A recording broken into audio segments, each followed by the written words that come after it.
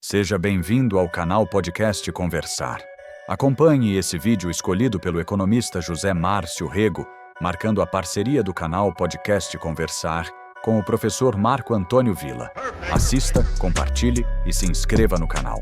Fico muito feliz, Ciro, por você ter aceito o nosso convite aqui. Muito obrigado. Obrigado, professor. Eu peço desculpa a todos, e especialmente ao professor, porque, de fato, isso é um lugar que eu tinha vontade de estar há algum tempo, porque o senhor é um sopro de luz aí na aridez do momento brasileiro. Vamos lá. Bem, não é desnecessário apresentar Ciro Gomes, uma longa carreira política tal, passando primeiro pelo estado do Ceará, deputado estadual, depois foi prefeito, governador, depois na esfera federal, ministro da Fazenda, na implantação do Plano Real no segundo semestre de 1994, né, ministro de Estado, deputado federal, e eu certamente esqueci alguma coisa, mas tem uma longa vida pública, né, e que conseguiu combinar o trabalho no legislativo com funções executivas. E várias vezes candidato a presidente da República e já pré-candidato para 2022. E por que você já é candidato para 2022, aproveitando a ocasião, Ciro?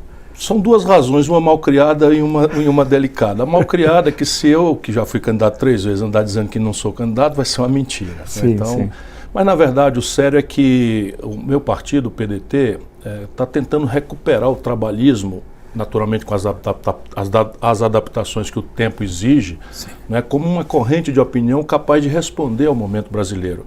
Tanto o momento em que a esquerda fracassa, a esquerda tradicional representada pelo lulopetismo fracassa explosivamente na questão de condução econômica, que é mais grave, mas afunda também numa denúncia moral irrespondível, embora haja muitos elementos de lawfare, ou seja, de manipulação, enfim, no trato errado das leis, na questão do tratamento das falhas do Lula, especialmente, mas é inegável que houve uma apropriação do espaço público brasileiro pelo patrimonialismo, né, pela fisiologia, pelo clientelismo, no modelo de poder do PT.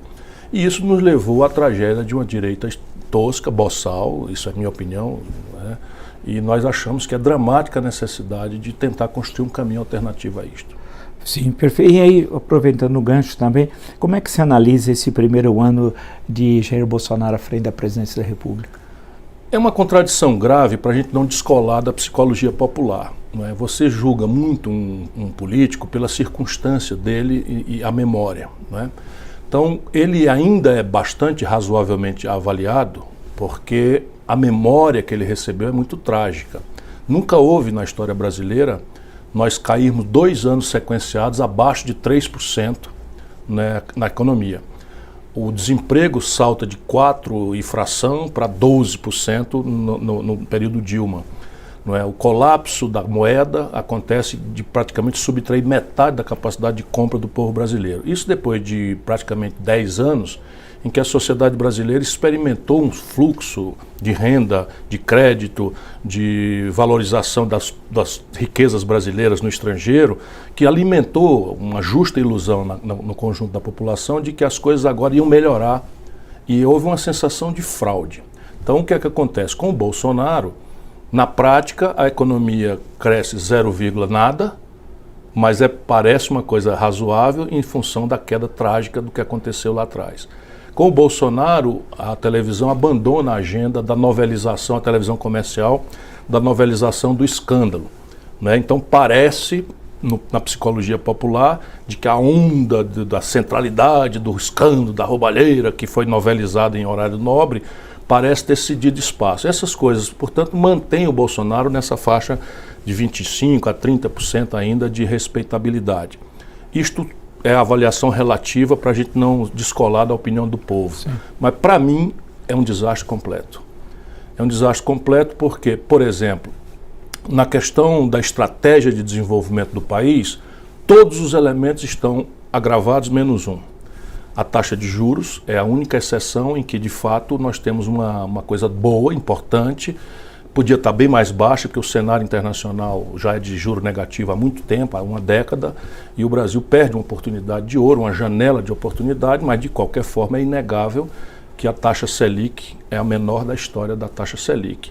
E isso começa discretamente a restaurar o vínculo dos dinheiros com o financiamento da economia, que antes o dinheiro no Brasil só produz dinheiro em si mesmo e isso está destruindo o país, praticamente o Estado brasileiro, e a política virou uma espécie de catéter, né, sugando as energias de quem trabalha e produz para o rentismo, para a especulação financeira. Na medida que você reduz a taxa de juros, esse é o lado positivo. O negativo é que o consumo das famílias está extremamente deprimido, a brutal informalidade no mercado de trabalho parece ser um objetivo estratégico de um ultraliberal como o Guedes, porque você avilta o valor do salário, o preço do trabalho. O Brasil hoje está com metade da população ganhando R$ 413 por mês para sobreviver. Isso é uma política de governo. E aí o desfinanciamento das rendas indiretas do povo. É inacreditável, mas o Brasil reduziu 16% a execução orçamentária em educação, numa hora que a gente precisa desesperadamente qualificar a educação, expandi-la em coisas críticas. Não estou nem falando no ensino superior, na ciência, na tecnologia, que são outro nome de soberania. Estou falando num país que tem 60% de evasão na escola média.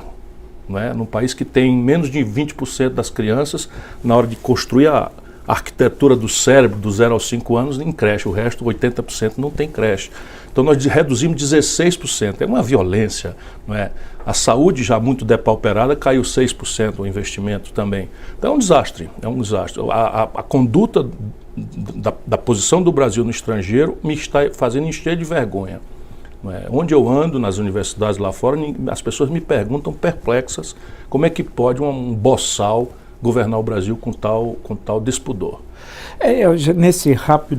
Nesses flashes sobre o governo Bolsonaro, como é que fica, então, você tocou agora no final a questão da política externa, do Itamaraty, da política diplomática brasileira? Estão se rasgando tradições de profissionalismo e de qualificação que, se era uma política relativamente pálida, né, e que oscilava na sua liderança, historicamente, entre uma espécie de, vou parodiar aqui o Mangabeira Unga, uma espécie de mascate para os mais pragmáticos. O Itamaraty devia abrir mercados para a gente vender as coisas, e outro que imaginava uma política de une, que o Brasil devia estar preocupado aí em preservar os laços da Coreia do Norte com a comunidade internacional e se meter na questão da Palestina.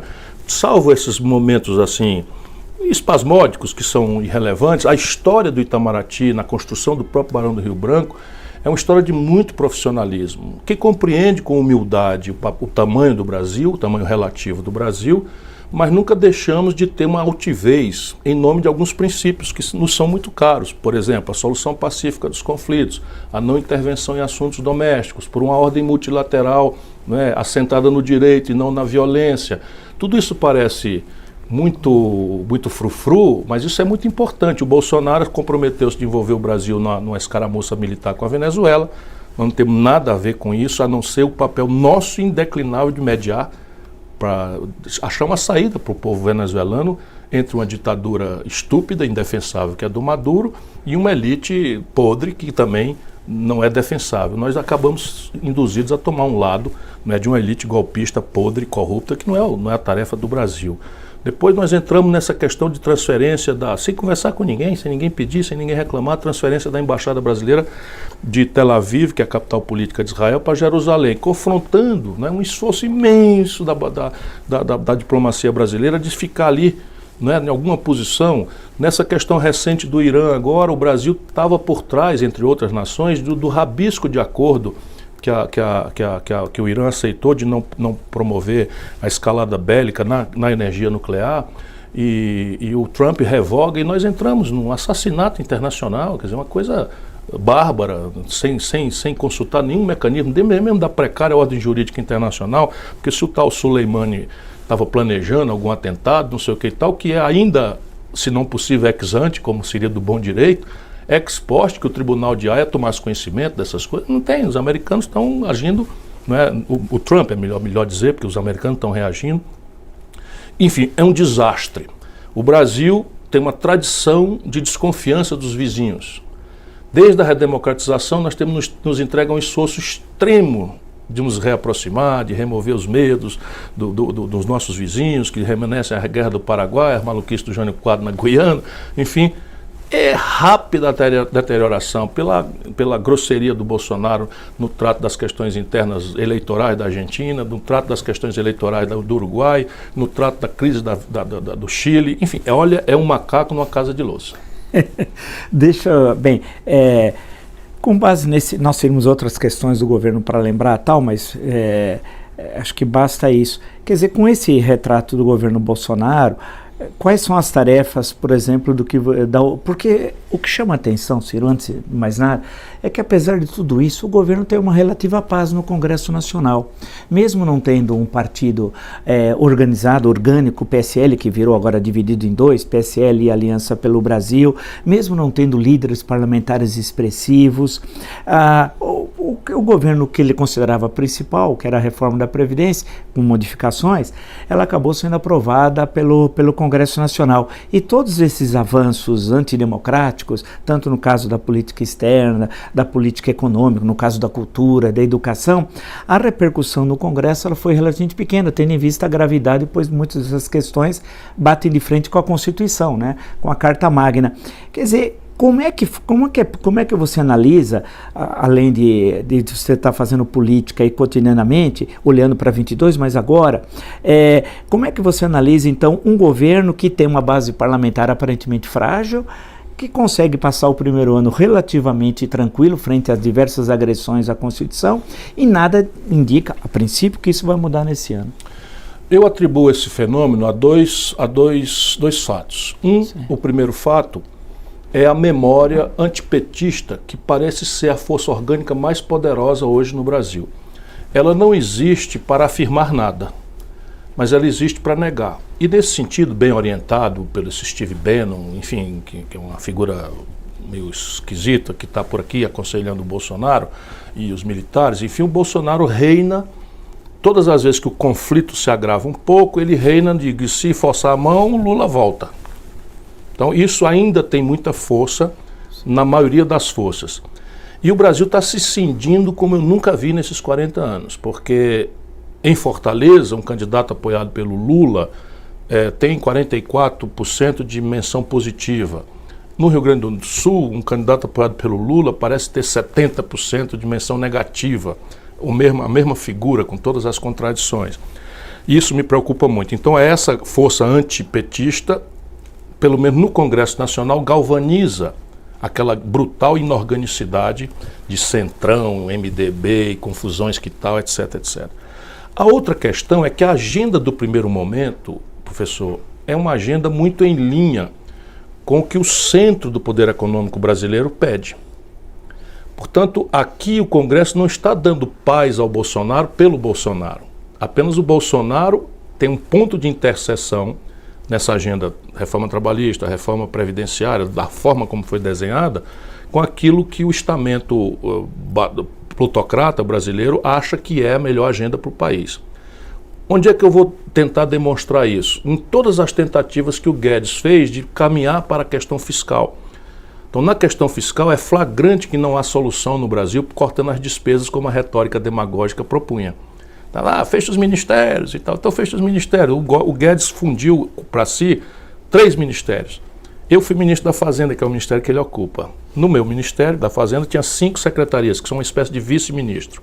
Cada um deles tem um carrão preto, um cartão corporativo, diário, apartamento funcional, etc. O Guedes tem 21. Esses papos furados que vicejam no Brasil, sem fazer conta. Não é que não tenha muito desperdício, muita bobagem, tem, mas não se acha bilhão para resolver o drama brasileiro, que está na centena de bilhão, né? Ou na 2 centenas de bilhão, referindo aí o déficit primário do país, sem falar na taxa de investimento criticamente baixa. Pois bem, na hora que o Guedes propõe, por aqui, por ali ou por acolá, ele não encontra prosperidade, não avança. E isto vai revelar o limite do poder real da relação dele com o Congresso Nacional. E tem um terceiro fator, que é adjetivo e está para todo mundo. Qualquer um no Brasil, nesse presidencialismo maluco brasileiro, que é o primeiro ano, o cara anda nu na rua e a turma, parabéns. Sim. Mais ou menos isso. Então. Agora, para retroagir e depois avançar, o cenário, como que você analisou, e como participante ativo, do cenário eleitoral de 2018, já que foi um cenário aparentemente atípico em relação às eleições presidenciais desde 1989, né? Foi um cenário muito particular, inclusive porque houve um atentado a 6 de setembro daquele ano, em que tem uma interferência no processo eleitoral. E houve uma emergência nas eleições para o parlamento e alguns governos de estado e nas assembleias legislativas do aparecimento do que se chamou, na falta de uma melhor expressão, de nova política tal. Como é que você, como participante ativo desse processo, analisa o que aconteceu em 2018? Eu não vejo muita novidade. Tirante o atentado, que de fato passionalizou, aconteceu mais ou menos aquilo que nós já conhecemos no Brasil. Você tem um problema antecedente, um problema ancestral, que é, vamos dizer, o colapso da ordem constitucional de 88. É uma Constituição que a minha geração comemorou muito efusivamente a conquista dela, nos apaixonamos, nos emocionamos na defesa dela, mas as novas gerações, e são novas gerações já de 40 anos, não é? Eu tenho 62, então 40 anos para baixo, considera a nossa Constituição uma grande mentira, uma promessa mentirosa, porque anuncia um salário mínimo pródigo, anuncia um sistema de saúde generoso e não se cumpre. Fora 1000 outras coisas que nem sequer regulamentadas foram. Então há um colapso disso e a população brasileira, como é normal no mundo, e a gente tenta replicar a lógica americana, que não tem nada a ver conosco, embora sejamos o país do Ocidente mais parecido com eles, sob esse ponto de vista da organização, federação, etc., de constitucionalidade, somos sistema jurídico, somos completamente diferentes. Então o que é que acontece? O Brasil bipolar, então era ditadura versus oposição, a oposição ganha, a ditadura some. Depois você tem uma ideia de que agora, na redemocratização, vai ser PFL contra MDB. Os dois somem, rapidamente surge o Collor. Depois, desastre tal, surge uma nova polarização, que é PT-PSDB, e agora essa se encerra. Então, parece ser vamos dizer, um ciclo em que a não entrega da promessa ou a entrega perfunctória, rápida, não sustentável, ilusória, desmoraliza as grandes forças e predispõe a sociedade à busca do novo. Os marqueteiros apanham isso e propõem, então, uma coisa que não existe, a nova política. Então, papo furado, grande. O Dória eu conheço, deixa eu ver de quando. Eu era prefeito de Fortaleza, a 5ª cidade brasileira. O Dória era presidente da Embratur do governo Sarney. E dali foi corrido por corrupção. Além de termos, na época, protestado com muita veemência, porque ele fez uma propaganda anunciando o turismo da seca, em que ele propunha que as pessoas de São Paulo, abastadas, fossem para o Nordeste conhecer a seca, os esquálidos miseráveis e famintos. Eu estou rindo aqui porque essa barbaridade aconteceu e esse camarada com a marquetagem está nova política. Enfim, isto também está se desmoralizando muito rápido, não é? Então, isso é o momento brasileiro. Agora, você acha que, sendo assim, se está se desmoralizando rapidamente, 2020 agora vai repetir 18? Ou é um fenômeno esse que você está descrevendo, exclusivo de uma eleição no final, fechando um ciclo que nasceu lá em 88? Não é. Eu estou propondo que a gente examine a crise brasileira, e não é nos palanques, é no meio acadêmico, refletindo, porque isso analisa a crise brasileira como uma crise a mais grave da história, com 3 camadas. A primeira nós temos como uma consequência da nossa ambiência internacional. Então, só para o povo brasileiro não sofrer mais do que estamos sofrendo, né, esse maluquete que está lá na primeiro-ministro da Inglaterra fechou o parlamento inglês para não discutir precocemente o Brexit ou a negação do Brexit, usando uma lei dos anos 1600.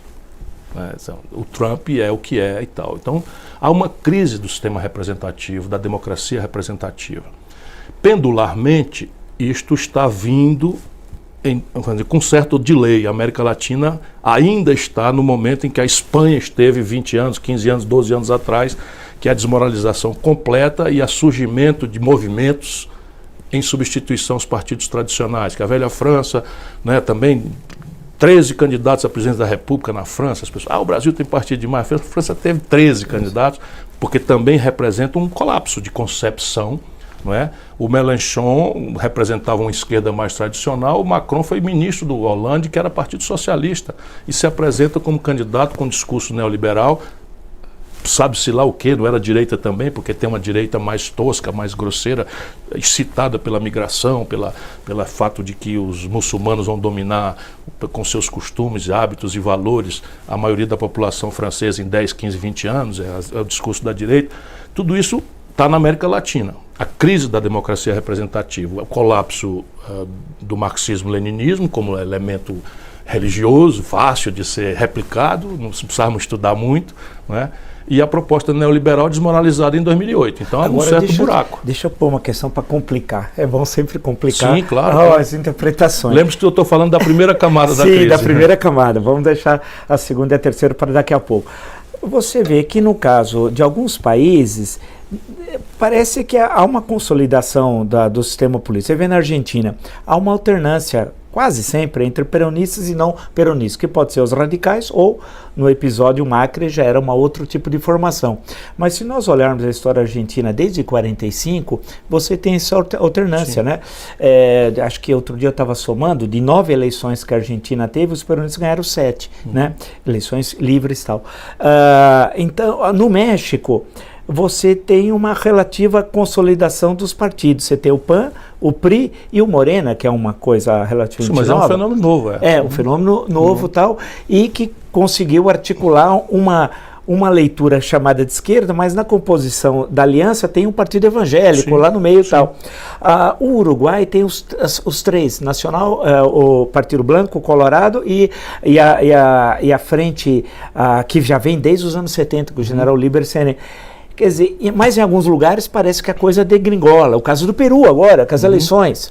O resultado da última eleição peruana agora é uma coisa que mostra a fragmentação e a desorganização política. Quer dizer, parece que esse movimento ele não ocorre na mesma velocidade. Não é na mesma velocidade definitivamente, porque as agendas locais em relação à questão econômica, aí é minha hipótese, também estão em estágios variados de exacerbação. Então, o que é que eu estou querendo dizer? Os argentinos têm esse grande simplificação, mas eu não vou extrapolar aqui o limite ético, eu profissionalmente, há uns 3 anos atrás, fui contratado por uma agência de publicidade que foi contratada por um pré-candidato peronista, não é, para fazer assessoramento para ele em matéria de programa de governo. Então me desloquei para a Argentina, fui estudar os problemas e não sei o que e tal, fiquei apavorado para começar, não vai dar certo tão cedo, porque eles foram longe demais.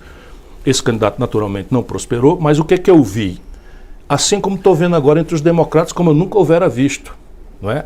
É que as ideias não tem mais a ver com a casca. Então o peronismo, a casca, não tem mais nada a ver com o debate interno do que está acontecendo. Então a grande questão agora é o que eu vou fazer em relação aos escombros que a ordem neoliberal tosca, porque o neoliberalismo para mim não é um palavrão, é um marco de economia política. Impertinente, porque pelas assimetrias competitivas, pelas nossas realidades, etc., podemos conversar sobre isso em outra ocasião. Mas ali na Argentina, o que aconteceu? Eles levaram ao limite derradeiro a desindustrialização, levaram ao limite derradeiro a esterilização do seu sistema financeiro nacional, eles não têm um sistema financeiro, aceitaram na divisão internacional do trabalho uma tarefa de produzirem commodities, e os ciclos têm a ver com o preço das commodities. O Chile é outra lógica, completamente. Outra lógica. O Chile é bem polarizado, mas a discussão na oposição no Chile, e isso é importante porque o Piñera, por mais que esteja sendo violentamente assim, denunciado pelo povo, me parece que é o estadista que está melhor compreendendo o desgaste e não está reprimindo, ele está aceitando. Muito errado, muito vacilante. Agora oferecer uma resposta de cortar pela metade o salário dos políticos, que é uma coisa que tudo bem, vamos lá fazer, mas isso não é a questão, mas está fazendo imposto sobre grandes fortunas e está aceitando reconhecer aquilo como uma insurgência revolucionária e está atribuindo até a possibilidade de convocar uma Constituição. Ou seja, há uma elite no Chile, há uma elite na Argentina. O México tem uma elite. Eu conheci muito quando nasceu o PAN. Era o PRI sozinho e eu era amigo do Vicente Fox. Nós participávamos de um movimento latino-americano de centro-esquerda. E o Vicente Fox era, vamos dizer, um Tasso Gereissati muito parecido, dono da Coca-Cola, governador exitoso de um pequeno estado e tal.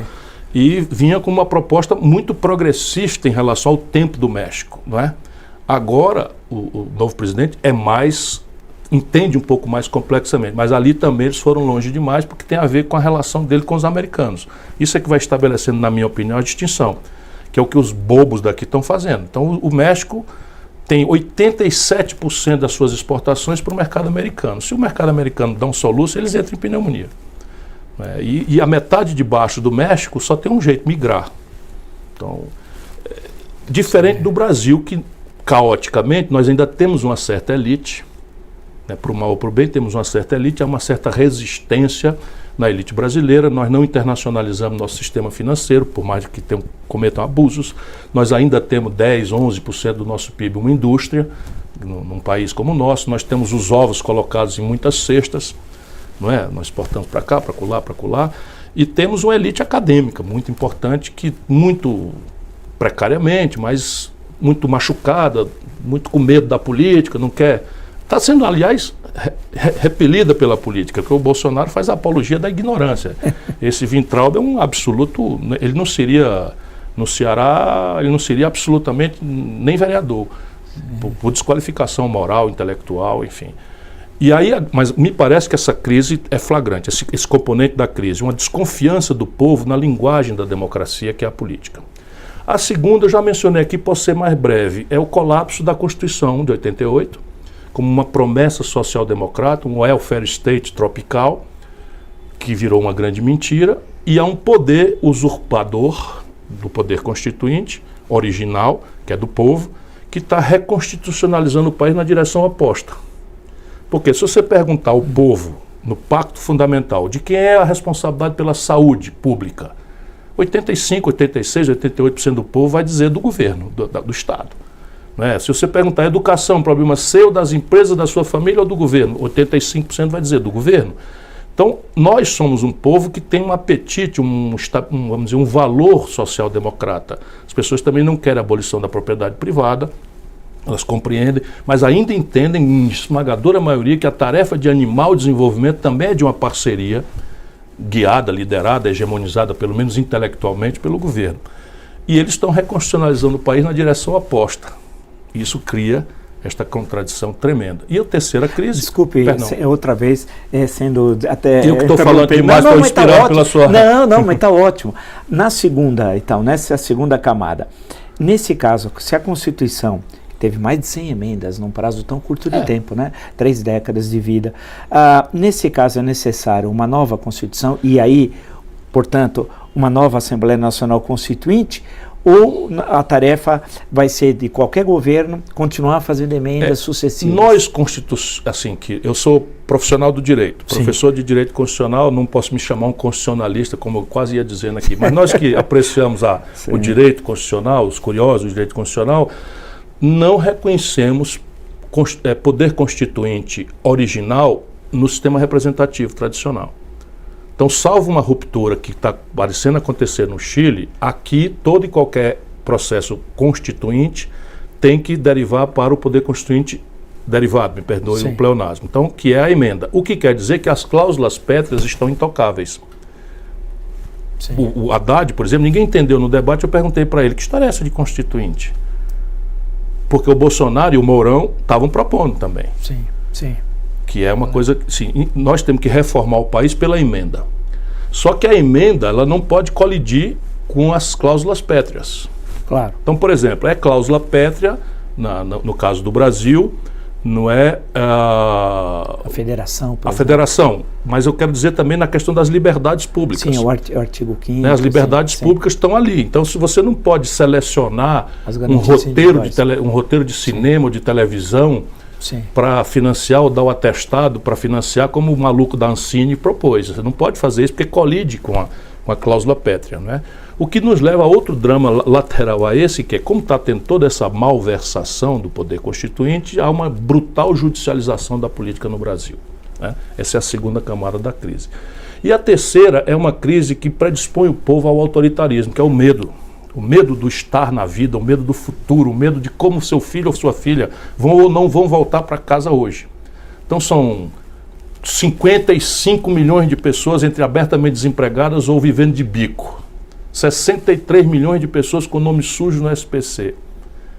100 milhões de pessoas ganhando R$413 em média por mês. Estou rindo aqui para não chorar. Né? 66 mil estupros no último ano oficialmente levantado. Então, este caldo de cultura, né, vem em antagonismo com uma rampa de ascensão social via crédito. Subiu de 17% para 55% do PIB. Salário mínimo subiu de $100 a valor de compra equivalente para $320 no período Lula. E com o período Dilma, tudo isso dá para trás. Então, as 40 milhões de pessoas foram e 40 milhões de pessoas foram de volta. É ódio.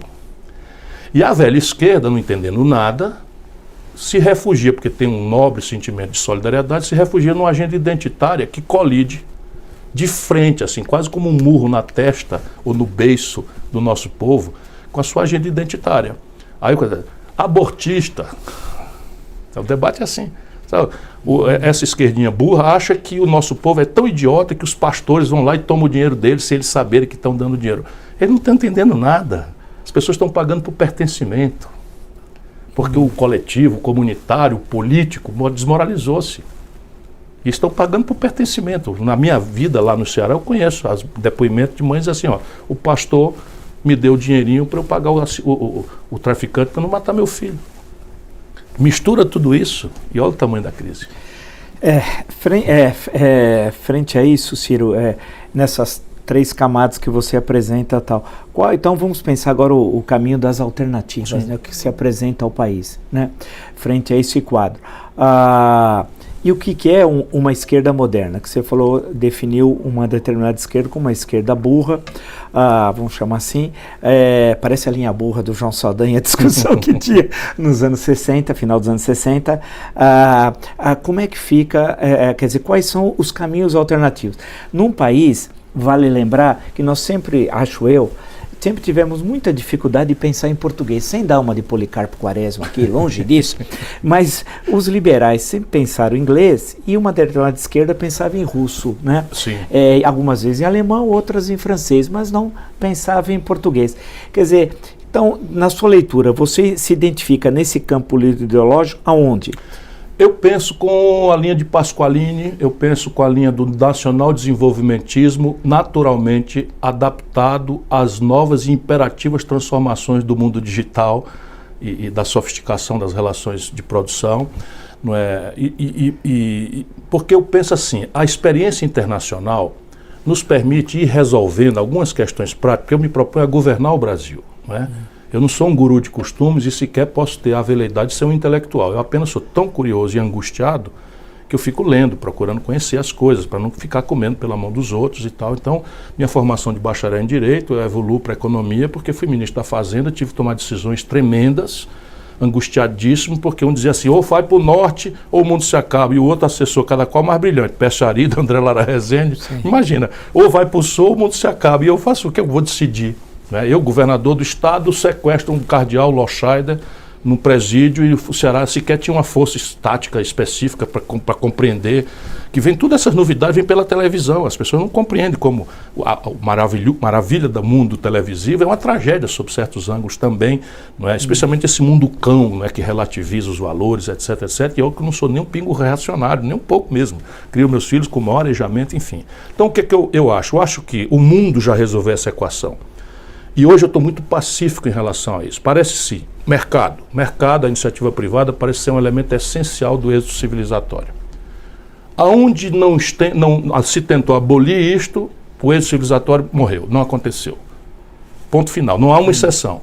Estado parece ser um elemento central ao êxito civilizatório. Aonde se aboliu o Estado, tentou se desentranhá-lo do domínio econômico, se partiu para uma desregulação absoluta, fracassou.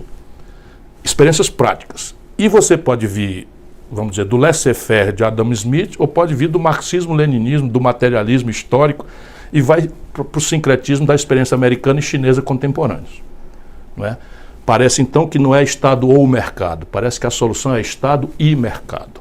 No caso brasileiro, como o nosso problema tem um componente caricato, Vila, dramático, antes da gente encontrar o limite onde essas sociedades estão discutindo, onde o complexo desmonte do welfare state europeu está encontrando resistências, acossado por uma estagnação econômica, estressado por uma onda migratória derivada das guerras que eles mesmos promovem, da descolonização recente.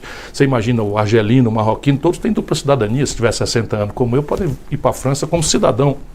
E aí vai as menininhas para aula na França, em plena escola francesa, com a burca, e fica lá o legislador, o vereador, dizendo que fica proibido a menininha de entrar na sala de aula. Não é essa a nossa confusão. Né? A Suécia faz o quê? 10 milhões de habitantes, 1.300.000 migrantes dispostos a aviltar os serviços públicos, dispostos a vender o trabalho por qualquer preço. Não é? procurando viver como for possível e tal. Não é o nosso problema. O que é o nosso problema é a caricatura. Então, se a caricatura nos faz exasperar, assim, sentir uma certa exasperação, ela nos dá sinais de uma solução transitória, pelo menos, muito simples. Eu brinco nas minhas reuniões que eu sei onde estão 200 bilhões de reais para pagar a transição para uma educação que preste. Onde estão? Vamos lá. É simples, é inacreditável. As pessoas devem pesquisar se eu não estou mentindo. Vou lá. O governo Bolsonaro, liderado por um ultraliberal, Paulo Guedes, dispensou ano passado, porque herdou isso, 320 bilhões de reais de renúncia fiscal.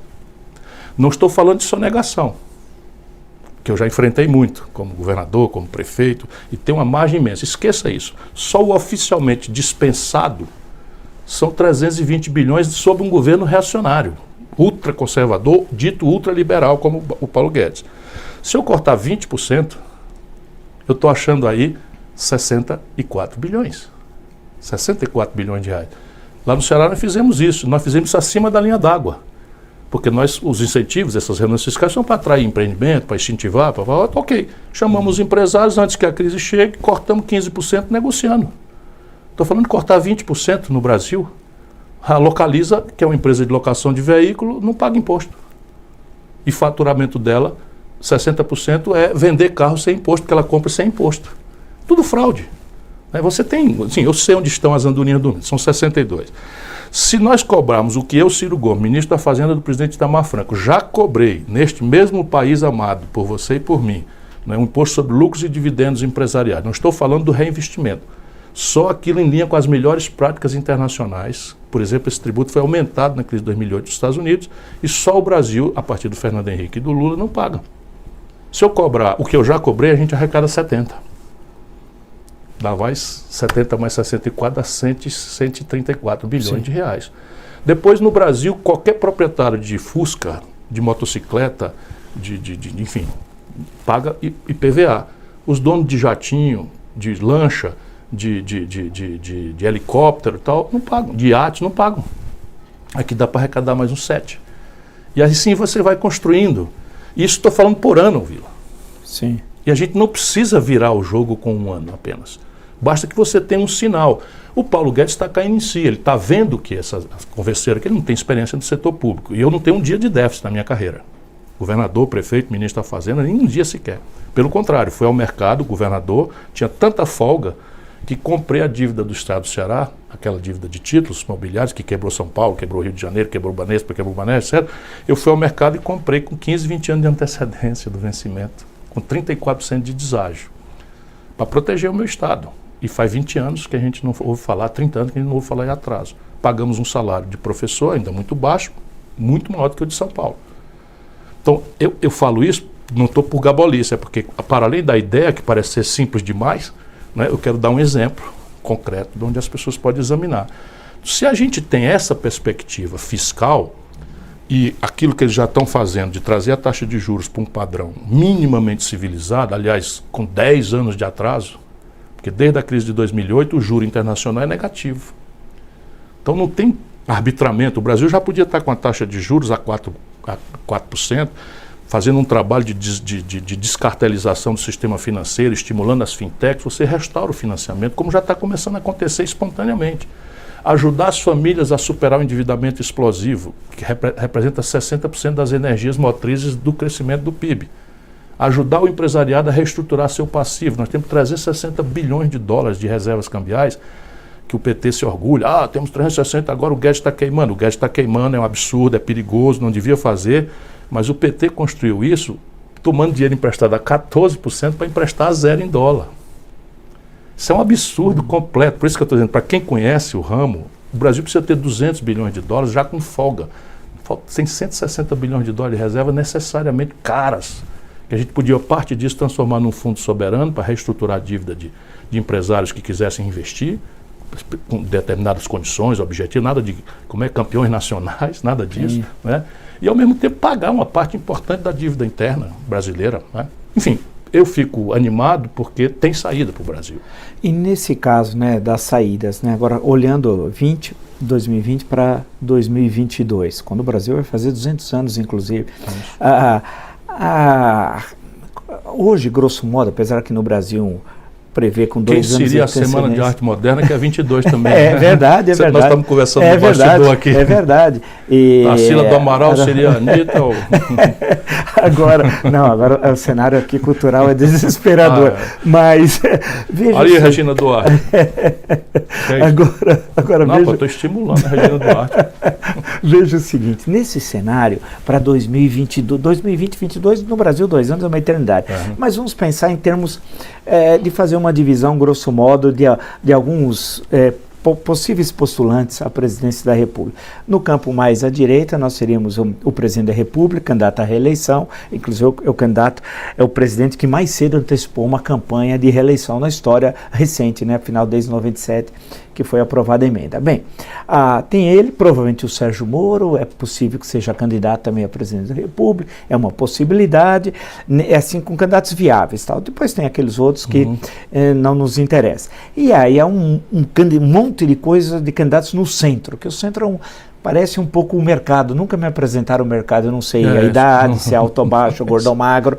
É igual durante o regime militar o sistema. Eu não sabia que era o muito prazer, eu sou o sistema. Nunca me apresentaram. Mas o centro, que também é tudo e parece nada, então tem vários candidatos aí ao centro. Um deles, o Luciano Huck, que hoje tenta, inclusive, o Armínio Fraga tem uma entrevista hoje, se dizendo de esquerda, né? A sua concepção liberal para o Brasil seria de esquerda, de acordo com ele.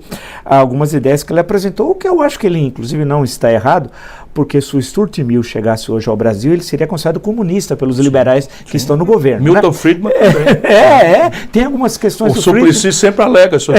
Quem imaginou o renda mínima foi o Friedman. Então, é que nós somos um país tão atrasado, né? Nós somos o extremo ocidente, o Brasil é muito longe da civilização, né? As ideias demoram muito tempo para chegar. Então, aí temos vários que deve ter um candidato do PSDB, não se sabe quem, provavelmente o Dória, se conseguir se viabilizar. Há uns candidatos ao centro, o DEM não sabe bem a posição, etc. O Luciano Huck é provável que saia candidato até pelo Cidadania, mas uma candidatura de centro-esquerda, e aí a gente vai indo para a esquerda. O PT vai ter candidato, como de hábito, desde 1989, deve ter um candidato a presidente. E aí há outras correntes, mas que não tem grande importância eleitoral, né? Você se situa onde? Porque para você ser um candidato no campo centro-esquerda, você tem dizendo o que você se diferencia dos que estão no teu campo político ideológico. E aí é necessário algumas vezes bater de frente, bater no que diria no futebol da medalhinha para cima, né? E nesse caso é necessário que você se dissocie, já está fazendo, pelo que eu acompanho, do PT. Agora, como é possível se dissociar? Se eu estiver errado, você me corrija, do PT. Se você foi, aí vamos pôr um dedo num ponto polêmico, foi ministro do primeiro governo Lula. E se historicamente no Ceará há uma aliança, ao menos dos últimos anos, entre a sua corrente política e o PT. Nesse caso, como definir o PT com as palavras que você disse no início da nossa conversa, foram palavras duras, tal, sobre o significado do PT para a história recente do Brasil, como é que você fez parte desse projeto, se é que fez, aí você responde, e a questão no Ceará é que essa aliança permanece, ou se ela vai terminar nesse processo agora, de 20 ou de 22. Não, como é do seu hábito, com a maior lucidez, você descreveu o tamanho da dificuldade do Brasil e minha. Né? Então, antes de mais nada, reconhecer a tamanha complexidade do quadro. Porque o Brasil é um país, tem essa questão, o Brasil é muito grande, são 27 unidades da federação, o negócio é complicado. E o grande problema é que o adjetivo tomou conta do que devia ser substantivo. Então, você chamar o Luciano Huck de centro-esquerda é muita licença poética, tá certo? Por quê? Porque ele está se chamando ele percebe aquilo que eu descrevi aqui, o povo brasileiro está no campo da centro-esquerda. O povo brasileiro não é de direita, o povo brasileiro não é de esquerda, o povo brasileiro tem uma posição de ao centro-esquerda. Traduzindo no substantivo, quer dizer, as pessoas querem um Estado sadio, um Estado limpo, não corrompido, não apropriado de forma fisiológica e corrupta, a serviço da promoção do desenvolvimento e da superação das desigualdades. preservando a vitalidade da iniciativa privada. Isso é muito consenso no Brasil. Assim, uma ultradireita xenófoba, estúpida, boçal, o Bolsonaro bajula essa emergência da manipulação do sentimento de amor ao sagrado de parte da nossa população que aderiu ao neopentecostalismo. Isso tudo é fraude, tudo é malversação do espírito, não é, de boa-fé do nosso povo. O que é que eu vejo simplificando essa confusão? Eu vejo que a direita, essa coisa, independentemente do Bolsonaro, o bolsonarismo representa algo ao redor de 25% do eleitorado brasileiro nesse momento. E não cabe, porque as coisas são decididas assim, não tem tantas ideias quanto candidatos, as ideias são 3 ou 4. E eu vou fazer com que a impostura, a conversa mole, o adjetivo, que não seja como foi na eleição passada, que eu já tentei fazer e vou fazer agora despudoradamente, e aí eu chego na questão do PT. Então, 20%. Não cabe Bolsonaro, Moro e Dória. Não cabe. Dória pode 1000 vezes se anunciar não sei de quê, de centro, não sei o que e tal, mas eu estou lá com os arquivos dele, além daquele arquivo, não é? Que agora saiu a perícia, o arquivo. Isso é só uma brincadeira. Felizmente ninguém entendeu, deixo para lá, foi uma brincadeira de algum mau gosto. Sim, mas eu tenho os arquivos dele se estabelecendo, né? Como é? Bolsodória e tal. Sim. Isso ninguém vai perdoar. Ele era Bolsonaro doente, fanático, e cavalou no Bolsonaro para ganhar a eleição. E é um oportunista, enfim, não cabe. Aí vão ter que resolver antes.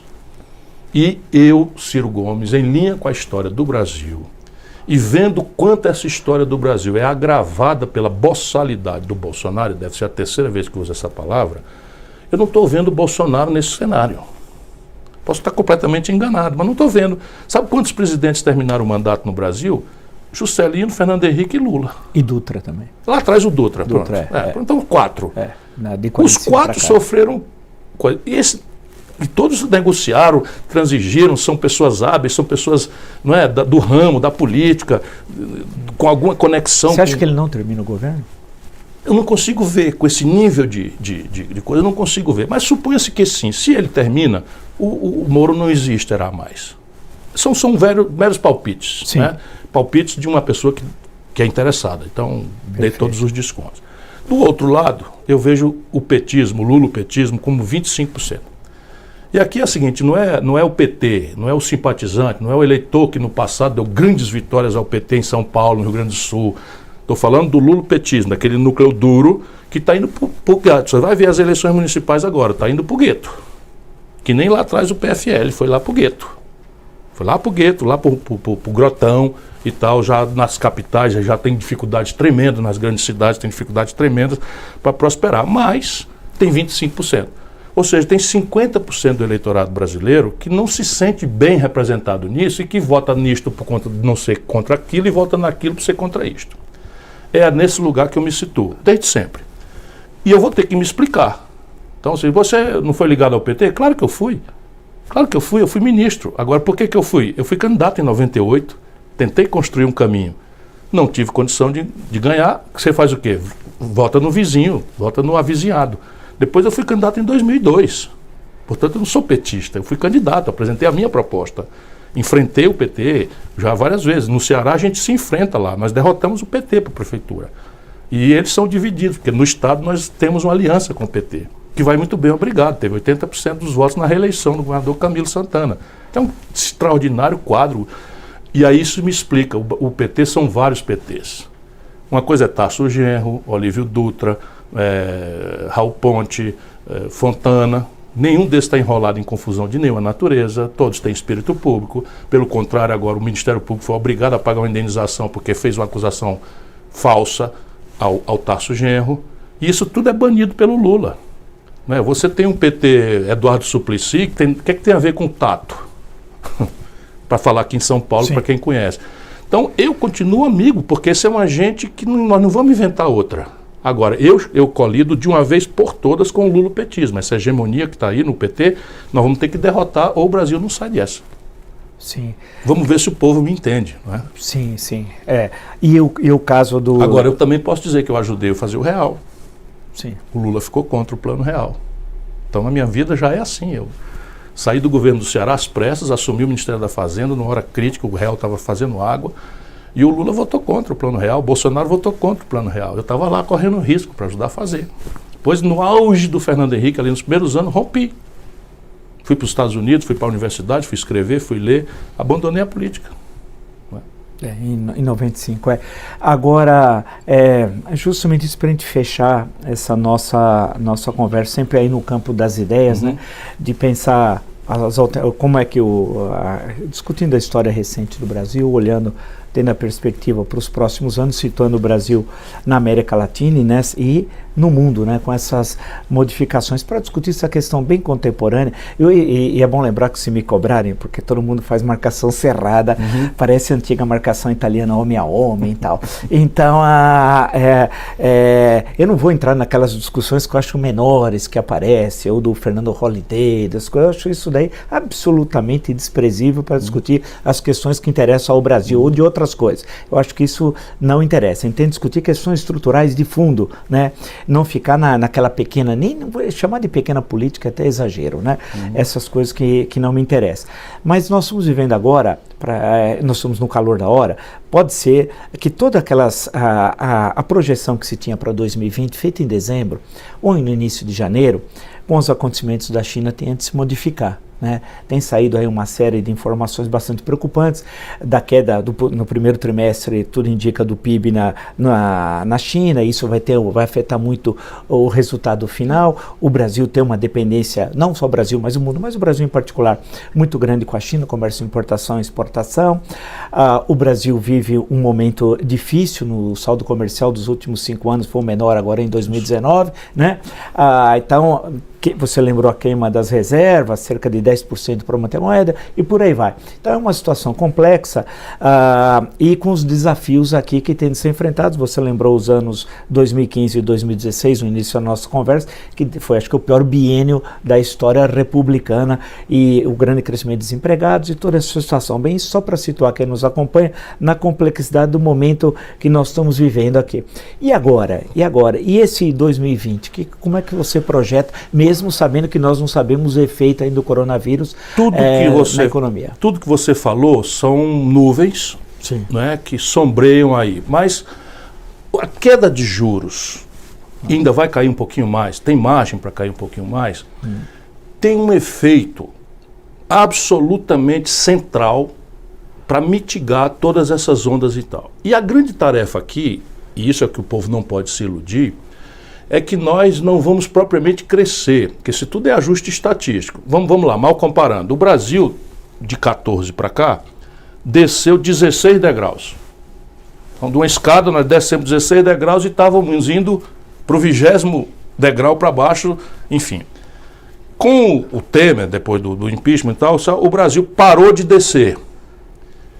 E agora nós temos a possibilidade de subir 2.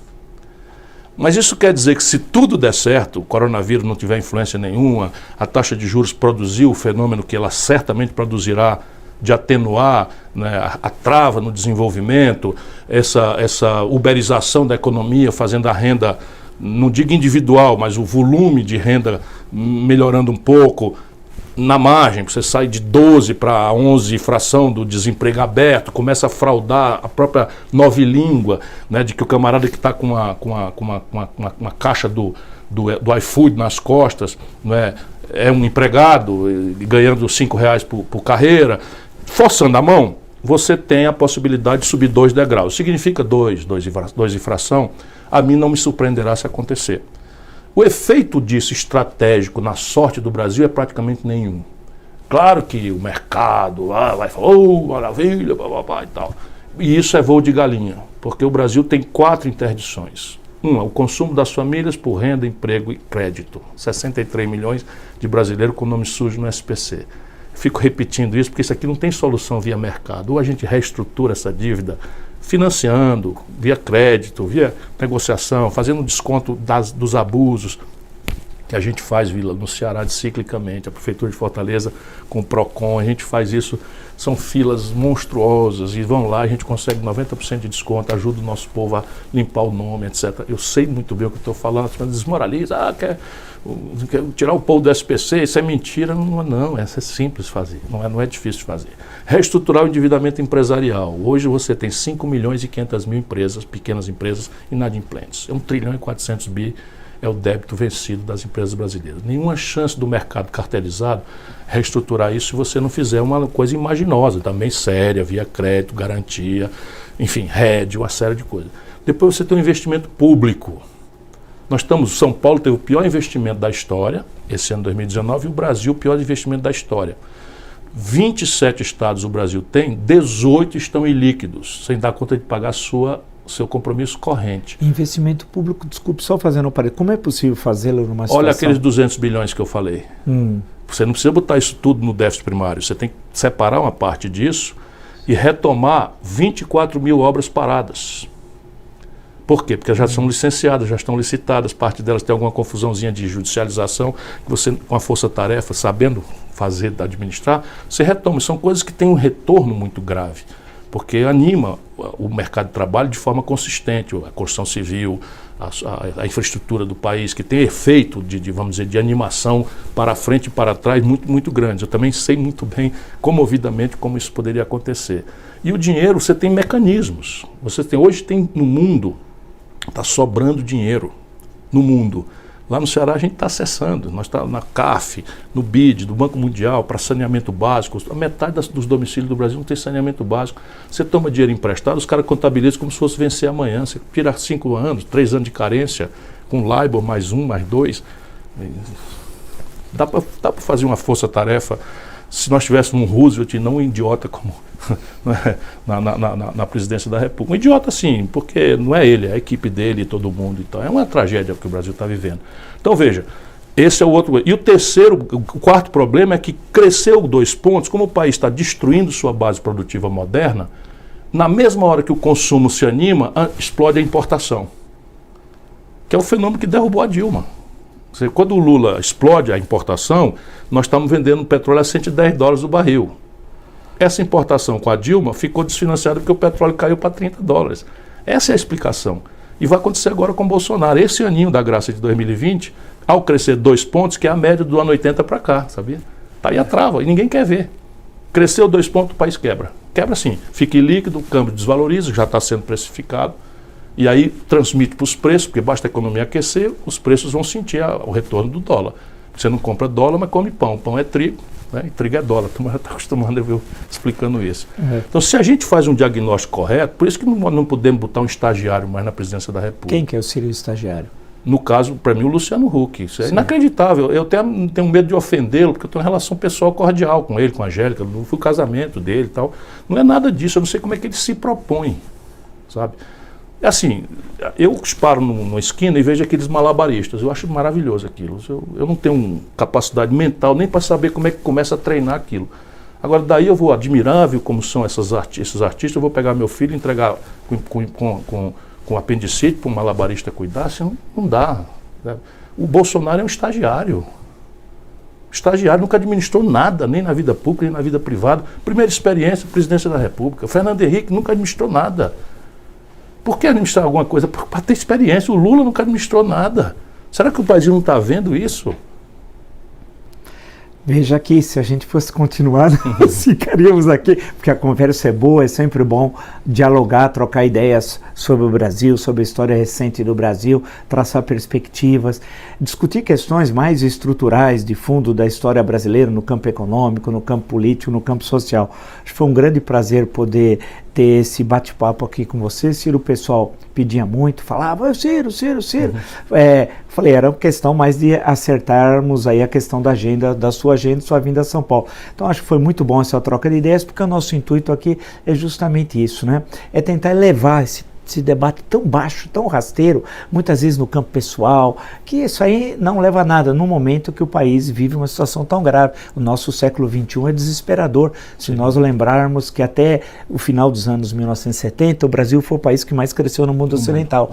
Então isso é terrível. Então a ideia é sempre trocar essa. Então agradeço muito você ter aceito. Eu agradeço mais uma vez, me desculpo consigo e com os sua imensa legião de admiradores, entre os quais eu modestamente me incluo.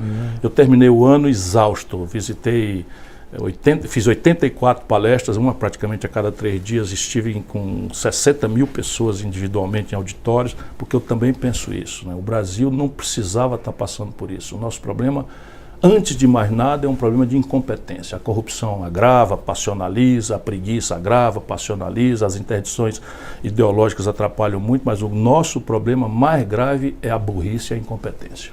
Valeu. A ignorância que está sendo feita, inclusive, base da premissa do Bolsonaro existir e do lulopetismo. Valeu, muito obrigado então. Até.